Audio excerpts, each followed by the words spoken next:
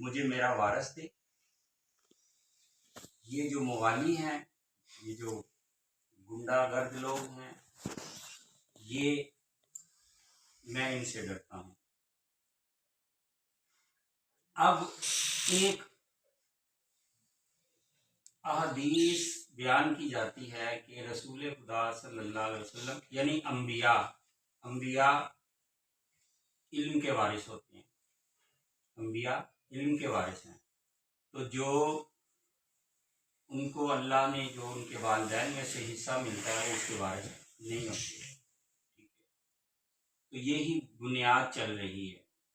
اگر ایسا ہی ہے، اگر انبیاء صرف علم کے وارث ہیں تو رسول اللہ صلی اللہ علیہ وسلم کو آپ کو بھی جائیداد میں سے اپنے والد گرامی کی طرف ایک مکان ملا تھا، ایک اونٹنی ملی تھی، کچھ تلواریں ملی تھی، اور ایک لونڈی ساتھ آئی تھی جو کہ ان کی دادا کی طرف سے حضور آقا علیہ الصلوۃ والسلام کو عطا ہوئی اور آپ نے قبول فرمائی. والد کی طرف سے ورثہ تھا. اب یہاں پہ زکریا علیہ الصلوۃ والسلام بھی دعا مانگ رہے ہیں کہ مجھے اولاد دے، کہ میں ان موالیوں سے ڈرتا ہوں. تو اس کا ترجمہ محدثین نے یہ کیا ہوا ہے کہ زکریا نے یہ جو دعا مانگی کہ وہ علم کے بارے میں کہا کہ میرا علم، تو اس پر کہ کیا کوئی علم بھی چھین لے گا؟ کوئی علم تو نہیں چھینتا کسی کا. اللہ جس کو علم عطا کرتا ہے وہ اسی کے پاس ہوتا ہے اور چھینا نہیں جاتا. جو خدشہ ہوتا ہے وہ یہی ہوتا ہے کہ میرا جو میرے پاس اللہ نے جو مجھے نعمتیں عطا کی ہیں، یہ گنڈے، یہ موالی، وہ کہیں مجھ سے لینا نہیں. تو قرآن پاک کے اندر یہ مقام حضرت زکریا علیہ السلام کی دعا ہے. تو آقا علیہ السلام نے ورثے میں مال ان کو ملا اپنے آبا و اجداد سے، تو لہٰذا یہاں پر یہ لکھا گیا اور اسی پر سب کو لگایا گیا کہ انبیاء علم کے صرف وارث ہوتے ہیں. باب فدق والا مسئلہ آج جوں کا توں وہیں کا وہیں ہے کہ نہیں جی. کہا گیا کہ انبیاء صرف علم کے وارث ہوتے ہیں اور لہٰذا جو فاطمی یعنی اولاد فاطمہ سے جو ان کا حق تھا وہ انہیں نہیں دیا گیا، آج بھی گورنمنٹ کے قبضے میں ہے. تو یہ قرآن کی روح سے بات غلط ہے.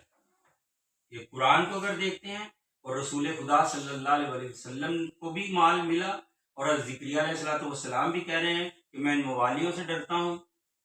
تو اس لحاظ سے یہ بات کہنا کہ انبیاء صرف علم کے وارث ہوتے ہیں، ورثے میں سے کچھ نہیں لیتے، دنیا کا مال نہیں لیتے، ایسا نہیں ہے. اگر ایسا ہوتا تو رسول صلی اللہ علیہ وسلم نہ لیتے اور حضرت زکریا علیہ السلام دعا نہ مانگتے. لہذا میں نے جو بات کہی ہے یہ ایک بہت بڑا اور علمی فقہی مسئلہ ہے. یہ شاید آپ لوگوں کو تو اتنا نہیں علم کے نہیں پتہ چلا، لیکن جو مفتی حضرات ہیں ان کے اندر ایک خاصا بحث ہے، کیونکہ یہ بات لکھی گئی ہے حدیث بخاری کے اندر. چونکہ اہل سنت کا جو معاملہ ہے وہ قرآن کے ساتھ احادیث اگر ٹکرائے گی تو وہ احادیث کو ہم اس طرح متفقہ نہیں مانیں گے، اس کو ضعیف سمجھیں گے. تو اس لیے یہ چونکہ کافی عرصے سے ایک سلسلہ چل رہا ہے، کئی لوگ بچپن سے بوڑھے بھی ہو گئے، دنیا سے چلے گئے، لیکن یہ بات ایسے ہی چلتی رہی. لیکن آج میں یہ جو آپ کو کہہ رہا ہوں پوری ضمانت کے ساتھ کہہ رہا ہوں کہ یہ بات اگر ہمارے دلوں میں ہے کہ انبیاء صرف علم کے وارث ہوتے ہیں تو ایسا نہیں ہے. انبیاء نے بھی ورثہ میں ان کو بھی جائیداد ملی ہے. اللہ تعالیٰ ہمیں علم کی، عمل کی اور علم سمجھنے کی توفیق عطا فرمائے. بسم اللہ.